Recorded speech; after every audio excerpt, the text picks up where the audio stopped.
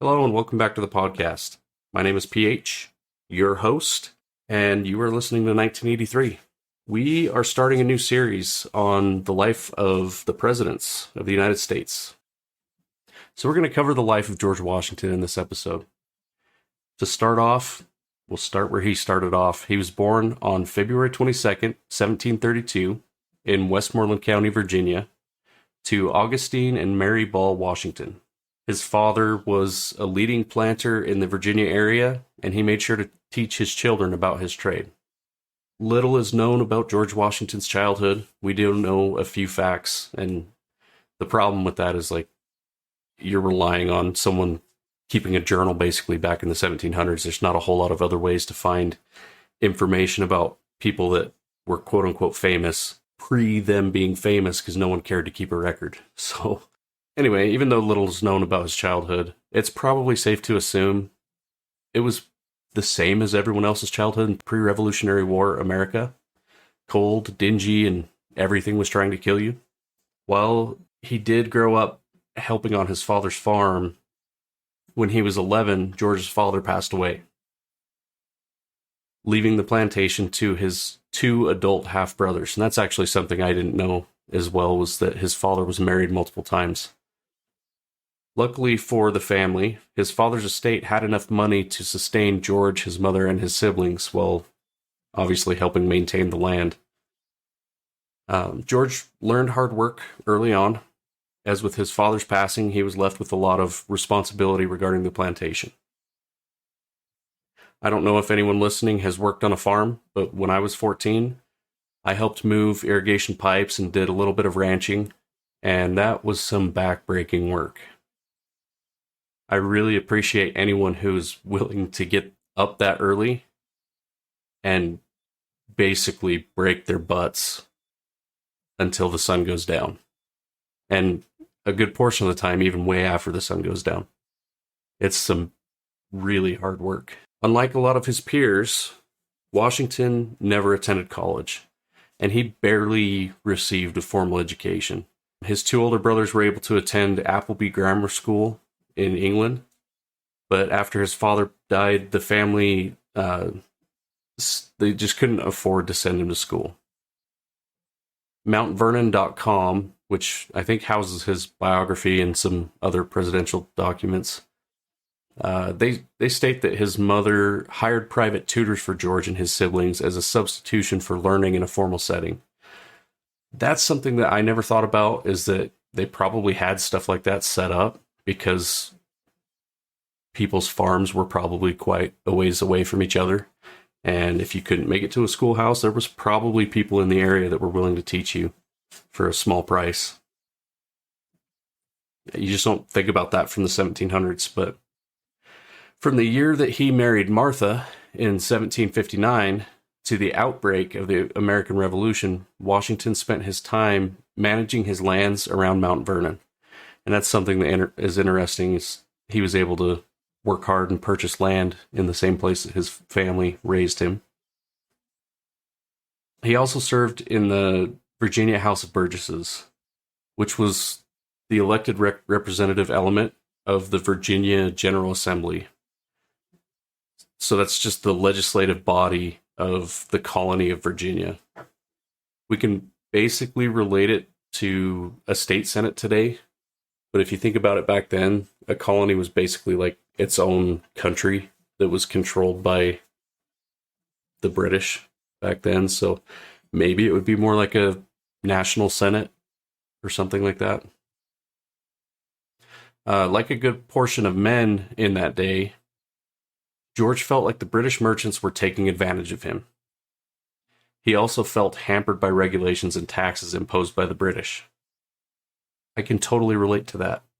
I'm not a huge fan of taxes, and I feel like there's a lot of regulations out there that are there to hinder us and not to limit the powers of government, and that's frustrating to me.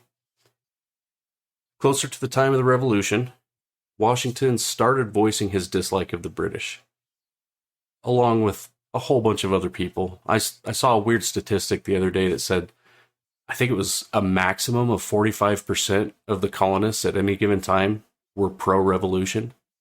And that's kind of interesting because if you think about, I mean, it's almost half, but like you're not even representing the whole population.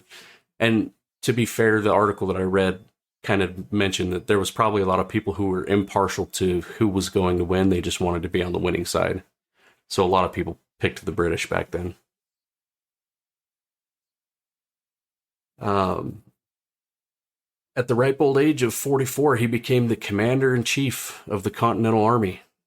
And that's kind of crazy because a lot of our presidents, the most recent ones that have been commanders-in-chief, are quite a bit older than that. Seems like 44 is pretty young to be the leader of the free world. But I don't know, maybe it's not. Back then, 44 was probably pretty old.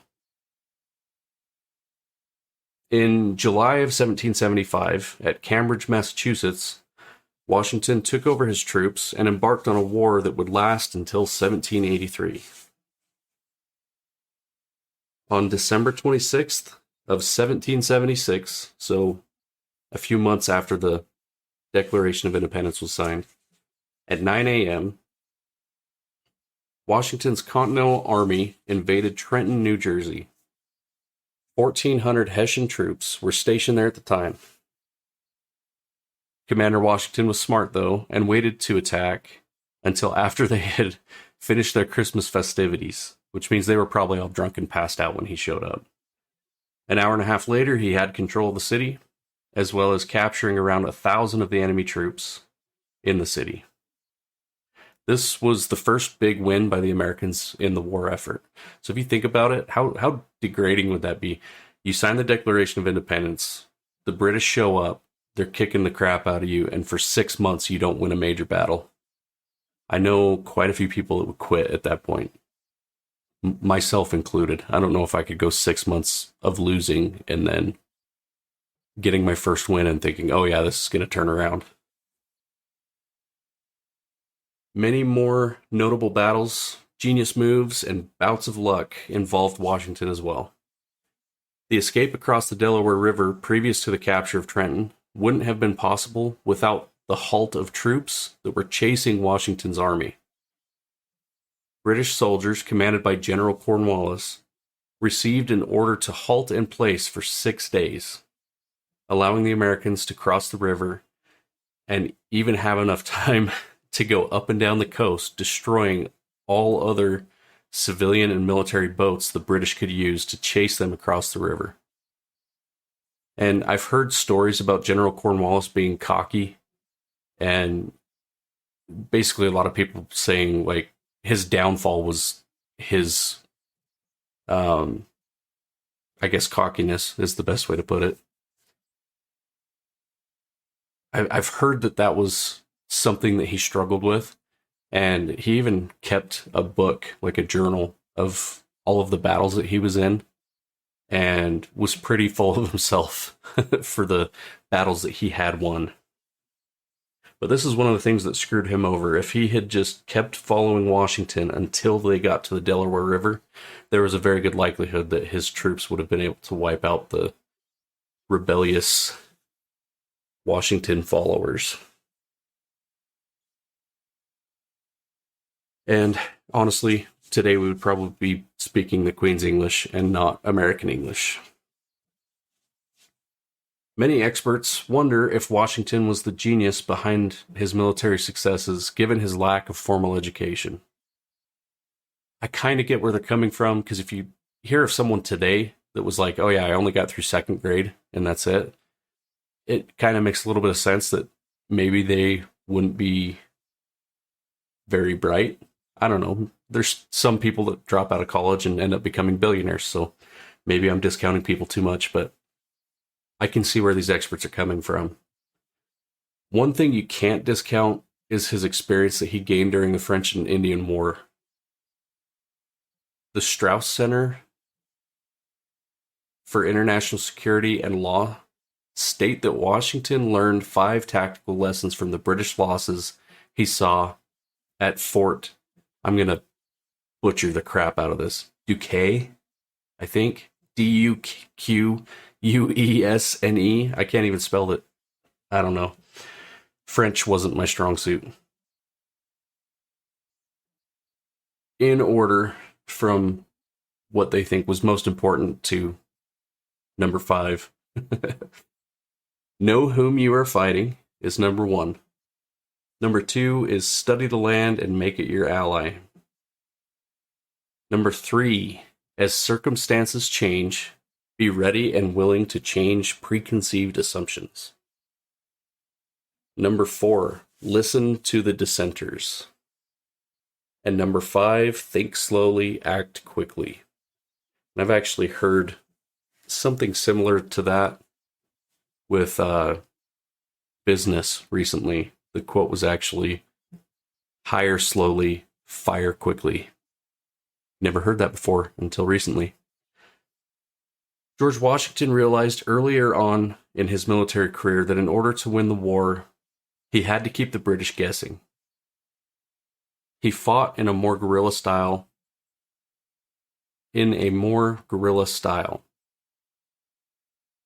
that served the Americans well.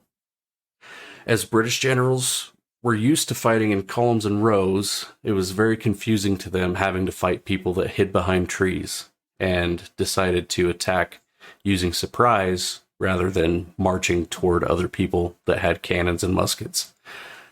I don't know why that was so hard for them to grasp, but I would imagine that anyone nowadays would probably prefer being behind cover before they shoot at someone or get shot at.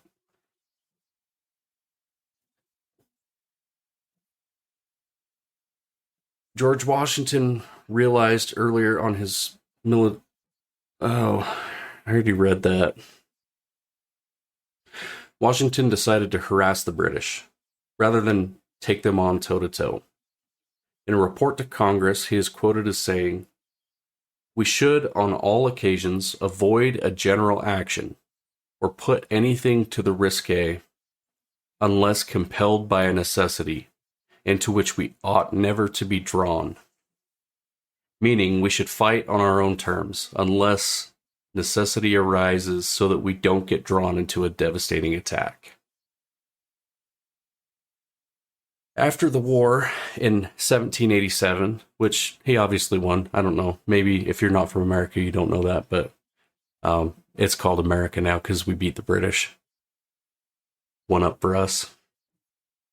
After the war in 1787, he wanted to retire to his fields at Mount Vernon, but he realized the nation wasn't functioning well under the Articles of Confederation, which is kind of what preceded the Constitution. He became one of the primary advocates leading toward the Constitutional Convention in Philadelphia. Once the new Constitution was ratified, he moved on to his next stint of service, when the newly formed Electoral College unanimously elected him as the first president of the United States. Pretty significant. First leader of the free world, officially, not just, in charge of the military, in charge of the entire country. His presidency was important as he never infringed on the policy-making powers that he believed the Constitution gave to Congress. That's something that even Trump did that I'm not a fan of, the presidential order. That's something that should never happen. The only real form of power that he held on to was the concern of foreign policy. When the French Revolution led to war between England and France, he took recommendations from the members of his cabinet. His Secretary of State, Thomas Jefferson, was pro-French, and his Secretary of the Treasury, Alexander Hamilton, was pro-British. Both of them wanted to take the side that they were on and enter the war. Washington decided to choose a neutral course until the U.S. could grow stronger, and that shows wisdom on his part, because it wasn't very long before that we were in a war where, the British were basically killing all of us. And rather than choose a side and lose a whole bunch more of the men in our country, he decided to stay out of it, which is admirable in my opinion. President Washington disliked the thought of a two-party system, and I am on board with this. That's something that I can totally agree with. I think the Republicans and the Democrats are basically the same people, and both of them want the same thing, which is power, but they're going at it in two different ways, and they're just basically splitting the country down the center. I think if we could get rid of the two-party system and vote on an individual as compared to a platform, like the Democratic or Republican platform, I feel like we'd be in a lot better spot. Toward the end of his first term, two political parties started to form. By the time he turned in his resignation, he was feeling tired, wearied of politics, and old. Can't blame him there. It's a long time to be at war, especially back then where you don't get to come home and, be in an air-conditioned or heated home. Still got to go out and chop the wood, still got to run the farm, all that stuff. It's probably going to wear you out. In his farewell address, he urged the other members of the government to stay away from excessive party spirit and geographical distinctions. I kind of disagree with the geographical distinctions because state borders are basically what keeps us from being Californians. So I guess I disagree with him on that. But the excessive party spirit, I think, is something I can agree with for what I said, a few seconds ago. As well as warning against those things, he also warned against long-term international alliances. That's something that I will give Trump credit for, is with the disbanding of NAFTA and dissolving of, was it the French Accord? I can't remember what it was called. There was a few things that were related to NATO that were completely unfair to the United States. We were way overpaying for our part, and there were countries that weren't even paying in the percentage of GDP that everyone agreed to when they signed the treaty. Another quote from George: "If we desire to avoid insult, we must be able to repel it. If we desire to secure peace, one of the most powerful instruments of our rising prosperity, it must be known that we are at all times ready for war." I can get behind that. I can't remember. It might have been Reagan. There was a quote from a president that was basically like, just because we have nukes doesn't mean we're going to use them, but everyone else has to believe that we are going to. And that's probably what kept Russia at bay during the Cold War, is knowing that we had them, knowing that we were capable of using them, but also knowing that neither of us wanted mutually assured destruction. So, yeah, I can get behind that too. There were some decisions that he made during the war that I agree with, and some that I don't. I didn't live back in the 1700s, and that kind of moves us into the next topic that I want to talk about with Washington. Is my wife noticed when she was doing a whole bunch of research for this specific episode, is every article that she could find that's recently written about Washington starts off with, he was a great man, he was an awesome president, he was a good revolutionary leader, a good general, and all of that stuff. And then it seems like the last third of the articles basically dissolve into, but he's a terrible human being because at one point in time he owned slaves. Now, don't get me wrong. I think slavery is wrong. I don't agree with any part of it. But I will also say none of us lived back in the 1700s. And I can guarantee you that if you were born and raised in the 1700s, you probably wouldn't have done anything about slavery either. I can't guarantee that because maybe, one person would have stood up kind of the way that Abraham Lincoln did.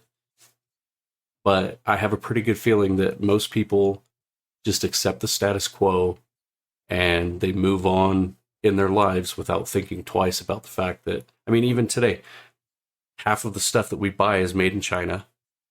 And we know full well that the working conditions in China aren't always up to American par. It's basically indentured servitude. And yet still people buy Apple Watches and Samsung smartphones and TVs and all of that stuff. So I agree that slavery is wrong, but I want there to be that caveat there that just because he owned slaves doesn't mean that he was a bad person by that time's standards. I don't know. I want everyone to put themselves in that situation and think about it. Legitimately, logically think about it and say, if I was born in the 1700s, would I have done anything? And if you say yes, you're probably lying to yourself. I'm not standing up for him because he was a slave owner. I'm standing up for him because we're judging someone on what happened 250 years ago. So, hey, if that makes people dislike me, that's fine. One thing that you can note about his slaves is that he did release them after he passed away. Although that's another thing that people are mad at him for, is they say that he didn't release them until after Martha died. Which kind of makes sense, right? You know you're going to pass away soon, so you write it into your documents, your will, whatever, that the slaves will be released, but they can't be released until after your wife passes away. I get why people are upset about that, but at the same time, the guy's trying to take care of his wife. I don't know. Maybe that's a controversial topic that I shouldn't cover, but that's my own personal opinion on it. At the same time, he is one of the few people back then that did release slaves after he passed away. One thing that my wife read in an article is that it's screwed up that he waited. So basically what he did is he wrote an address to the country in his will saying that slavery was wrong and we should abolish it. But he waited until after he died. So she was basically calling him, the person that wrote the article was basically calling him a coward for saying that after he died. But with the guy doing all the things that he did to protect our future, maybe he should have said something while he was alive. Maybe it would have actually changed stuff. And we would have, Washington be Lincoln, and it would have been that much further ahead of the Civil War. But at the same time, if you think about it, the southern states would have seceded the same way that they did in the Civil War, and possibly the South would have won. And then what would we have done? I think it kind of had to happen this way. If you stuck around until the end of the podcast, I really appreciate it. Sorry that I kind of droned on in some of the places. I'm working on being a little bit more organized and not taking as many big breaks in between things. Sometimes it takes me a second to put words together and sentences together, but I do appreciate you listening. Hopefully everyone has a fantastic 2023. Peace.